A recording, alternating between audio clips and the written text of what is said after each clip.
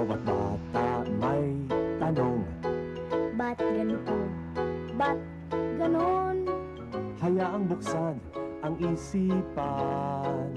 Sa science o agham, tayo na sa sineskwela.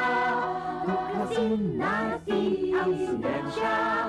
Buksan ang pag-iisip, Tayo'y likas na scientist. Tayo na sa sineskwela. Tuklasin natin ang siyensya.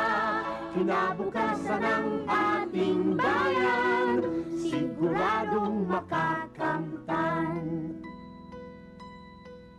Sa daigdig ng agham, tuklasin ang kaalaman.